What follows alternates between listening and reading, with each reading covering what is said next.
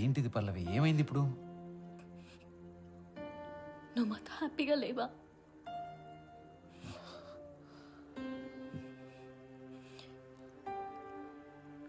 నాతో అమ్మతో నువ్వు హ్యాపీగా లేవా? అలా ఏం లేదు పల్లవి. కాదు, నేను సీరియస్గానే అడుగుతున్నాను, నిజం చెప్పు. నేను చాలా చాలా హ్యాపీగా ఉన్నాను. ఎక్కువ ఆలోచించకుండా కామ్గా పడుకో.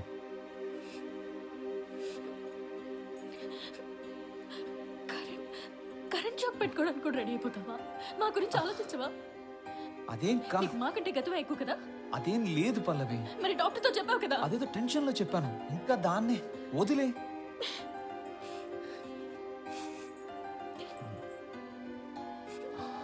పల్లవి పల్లవి వదులు.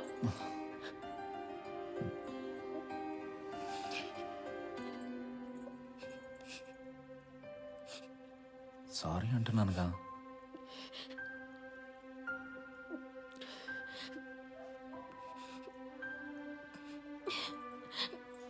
ఇంకెప్పుడు ఇలాంటి పిచ్చి పిచ్చి ఆలోచన చేయవు కదా?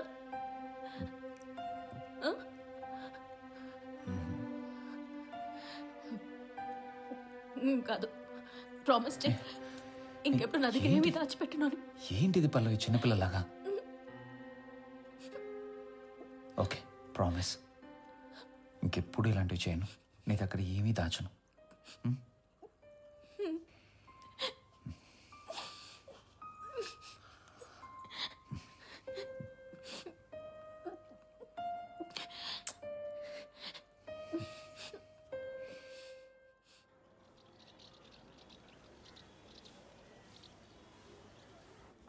చెవి మీదంతా వేసేస్తున్నావు అమ్మో. నువ్వు కదలకమ్మా.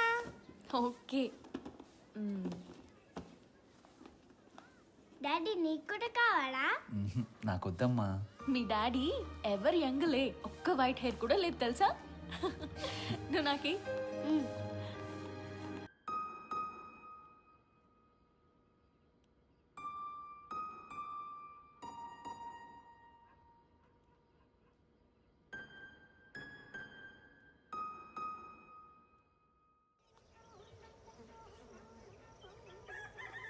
Sir tea.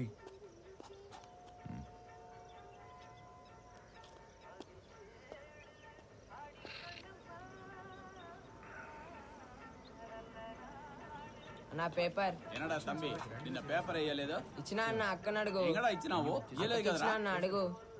చూడు, పోయి సొల్లాదుడా. అక్కని అడగన్నా, ఇచ్చినా. బిర్యానీ చేయడానికి పిస్తా హౌస్ అక్బర్ని మాట్లాడాను సార్. ఐజీ గారిని కూడా ఇన్వైట్ చేశాను సార్. Very good.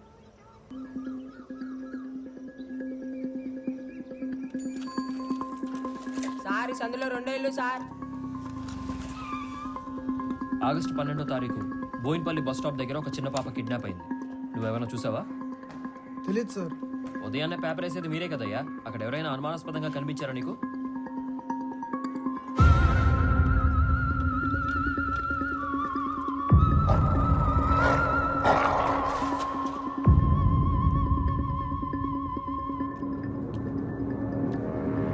అవును సార్, ఆ రోజు ఒకడు కుక్కను తీసుకుని వచ్చాడు సార్. ఆ కుక్క వల్లే నాకు ఈ దెబ్బ తగిలింది. నువ్వు మళ్ళీ అతన్ని చూస్తే గుర్తుపడతావా? గుర్తుపడతా సార్. అయితే పోలీస్ స్టేషన్కి వచ్చి చెప్పు. గుర్తుపట్టలేను సార్ నేను. ఇప్పుడే కదా గుర్తుపడతాను. సార్, పోలీస్ స్టేషన్కి రాలేను సార్ నేను. ఆల్రెడీ నాకు 4 రోజులు కూలిపోయింది. ఈ హెల్ప్ చేస్తే నీకు 1000 రూపాయలు ఇస్తామయ్యా. 2000 ఇస్తే వస్తాను సార్. సరే రా పోదాం. రకరకాల హెయిర్ స్టైల్స్, కళ్ళు, ముక్కు చూపిస్తాను. ఏవి సరిపోతాయో నువ్వు చెప్పు. కళ్ళు ఎలా ఉన్నాయి? ఇలానా? ఇలాగా? ఇది చూడు. కళ్ళజోడు పెట్టుకున్నట్టున్నాడు సార్. అవునా? కళ్ళజోడు ఉందా? అవును సార్. అయితే కళ్ళజోడు చూపిస్తాను. మ్యాచ్ అవుతాయని చూడు. సరే సార్. ఇలాగా?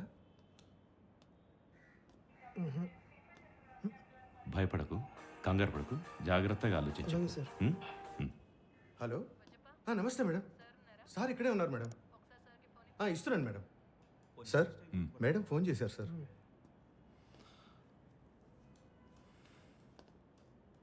దేవి, మీ ఫోన్ స్విచ్ ఆఫ్ లో ఉందేంటి? అది బ్యాటరీ అయిపోయింది. సరే అని చెప్పు. చెల్లి ఫ్యామిలీ వాళ్ళు ఒక 6 వస్తున్నారు ఊరు నుంచి. టికెట్స్ దొరకలేదంట. మీరెవరికైనా చెప్పి చేయించండి, సరేనా? ఏంటి రిజర్వేషన్.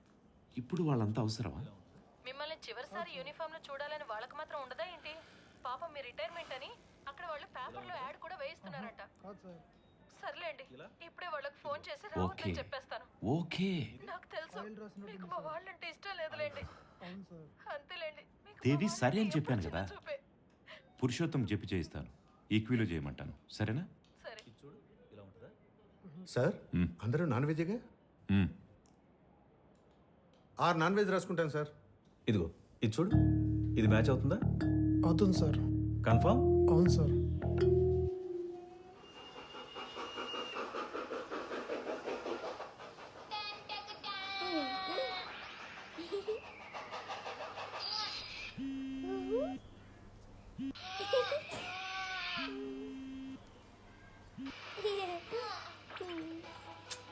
అమ్మో, ఫోన్ పక్కన పెట్టి హోంవర్క్ స్టార్ట్ చేయి. 5 minutes. తొందరగా.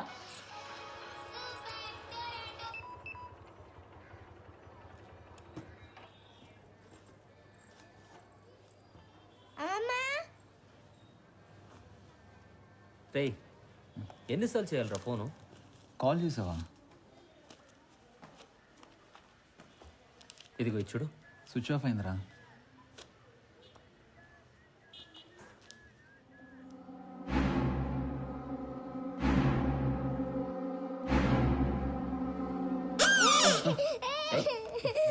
ఏ అమ్ము, ఎన్నిసార్లు చెప్పాలా అలా చేయకూడదని? వెళ్ళి హోంవర్క్ చేయి. అమ్మమ్మ ఎప్పుడొచ్చారన్నా? ఇప్పుడేమ్మా. ఆహా, ఏం చేస్తున్నారు? ఆ, అది ఎమర్జెన్సీ టైం. వీడేదో ఆర్టికల్ రాస్తున్నాడంట, అది చూస్తున్నాం. అవునా? ఆ. సరే, కాఫీ తీసుకురానా? ఓకే. వద్దు పల్లవి, నేను బయటికి వెళ్తున్నా.